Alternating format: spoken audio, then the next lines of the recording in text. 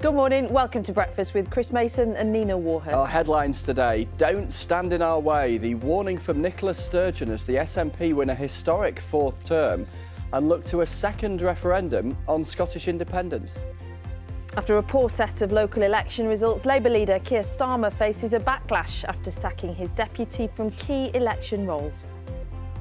Disruption continues on some of Britain's busiest rail lines after small cracks are found in some high-speed trains. Good morning. Manchester City missed the chance to win the league title after a dreadful penalty miss from Sergio Aguero in their defeat to Chelsea.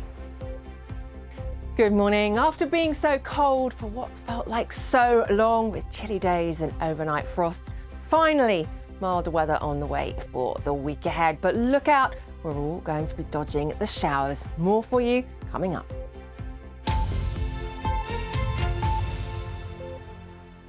Morning to you. Just gone 6 o'clock. It's Sunday, the 9th of May. Our top story: the Prime Minister will speak to the SNP leader Nicola Sturgeon on the phone today after her party won the Scottish parliamentary election by a huge margin, which left them just one seat short of an outright majority.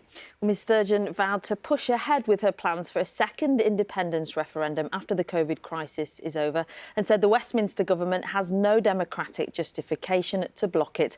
Our Scotland editor Sarah Smith reports. Across Scotland, victorious SNP candidates are celebrating increasing their vote and winning a remarkable fourth term in government. Co-Cab Stewart became the first woman of colour elected to the Scottish Parliament. Whilst I may be the first, I will not be the last. And with a pro-independence majority in that Parliament, Nicola Sturgeon says Westminster cannot stand in the way of another referendum.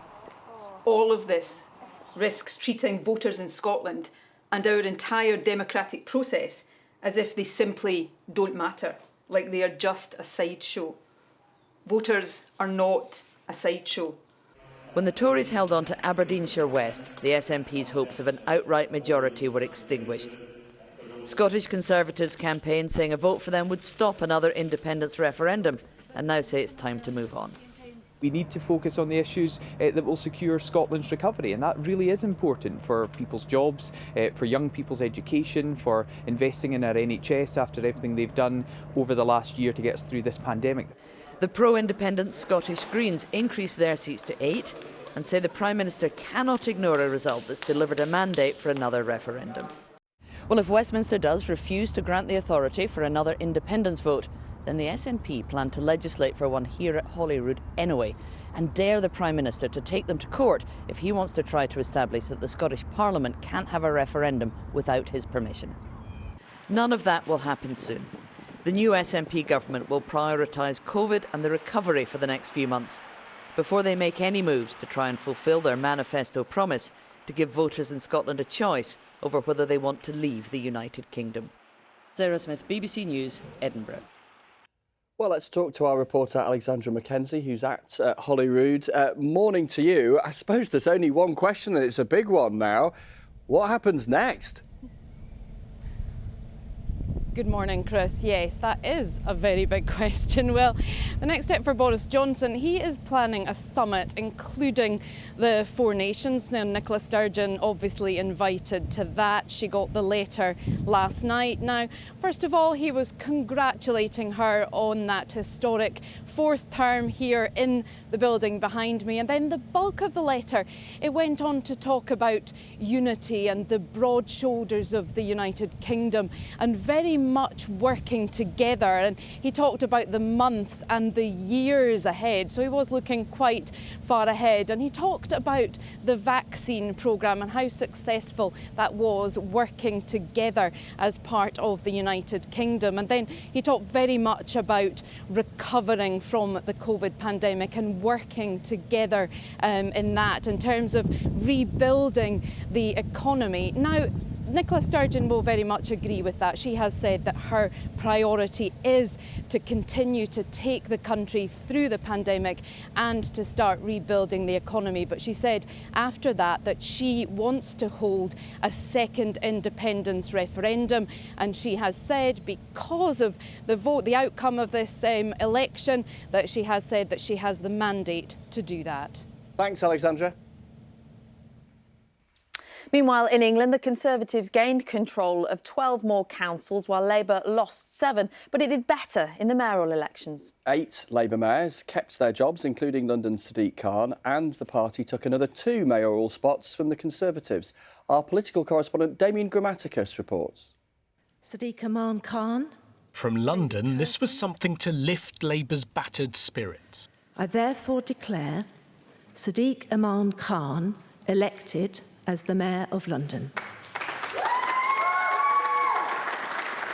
55% of the vote and a second term as Mayor. Labour holding the capital on the heels of Conservative wins in former Labour heartlands.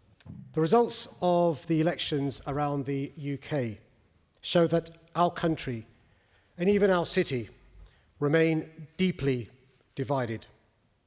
The scars of Brexit are yet to heal. A crude culture war is pushing us further apart. There's a growing gap between our cities and towns, and economic inequality is getting worse. Therefore, I declare that Andy Burnham is duly elected as the Mayor of the Greater Manchester Combined Authority. Greater Manchester was one of 7 more Mayor's offices so far retained by Labour. And it won the West of England Mayor's job from the Tories, Cambridgeshire and Peterborough too. But in the West Midlands, Labour's challenge failed. Conservative cheers here were echoed across England's councils. Conservatives have seized control of a dozen local authorities, taking Southampton from Labour, who also lost overall control of Durham for the first time in 100 years. More than 200 seats gained by Conservatives, many in Labour strongholds. There's a lot of work now to do. We've got to finish the job with COVID, and that's by no means over. Get the remaining 18 million people in the country who haven't been vaccinated to be jabbed. We've got to deal with the challenges, the backlog in the NHS created as a result of the pandemic, the lost hours of children's education.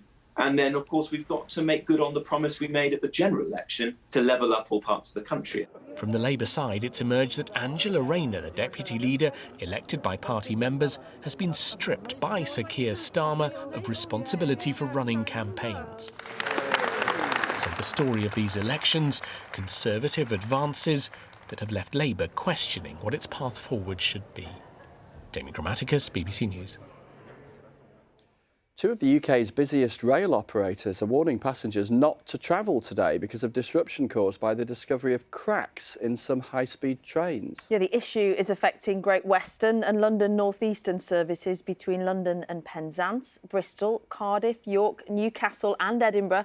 Our reporter Sean Dilley is at King's Cross. Morning to you, Sean. What's at the heart of this problem and how long can we expect it to last? Well, according to the rail industry and indeed the companies, certainly Great Western Railway that comes into Paddington in London from through Penzance and Cardiff and Swansea, they're saying disruption could last for some time. Certainly both they and London North East Railways, LNER, so anybody coming in from Aberdeen, Edinburgh, Newcastle, York into London, they're being advised, if possible, don't travel today. And I'll just give you a little bit of an example of what I mean. There are some trains that appear to be running 4.5 hours if I were to leave London and go to Edinburgh in a little bit of a while. However, if I wanted to get the 704, I'd have to change 3 times and it would take me the best part of 6.5 hours. So the advice from the rail operators is if you possibly can avoid travelling today, do avoid travelling today. And I'm just going to step slightly out of shot because you can kind of see here, we are early in the morning. Everybody is aware of essential journeys only, but it's pretty much quieter than ordinarily King's Cross would be at this time in the morning. So the advice from the rail operators is please check if you are using any of these services, and the rail minister certainly shares frustration that these 2 major arterial railway routes from Scotland right the way down to London, and again in the other direction from the southwest and from Wales into London, are disrupted. So if you can avoid it, the advice is please do. Sean, with the latest at King's Cross, many thanks. Eerily quiet there. I wonder if it will stay that way as the morning goes on. We'll be checking in, Sean, later in the programme.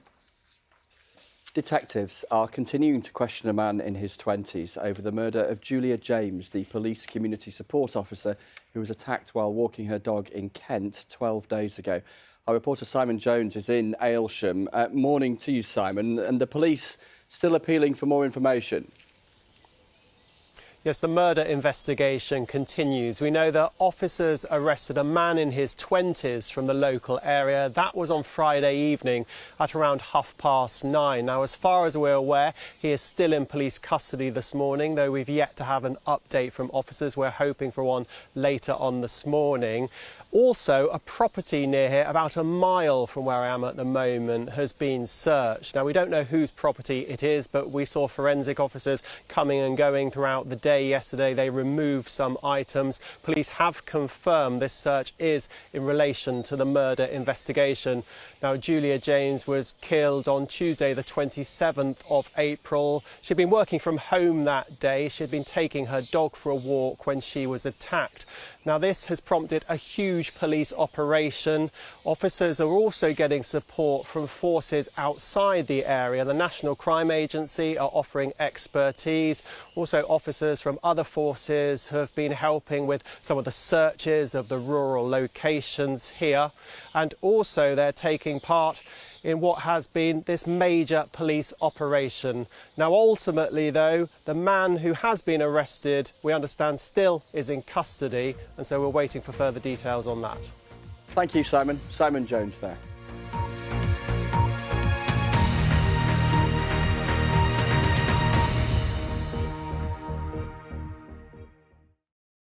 See the headlines as they happen and watch BBC News live in the app and get the full story with bbc.co.uk/news. Follow the story for all the latest with BBC News.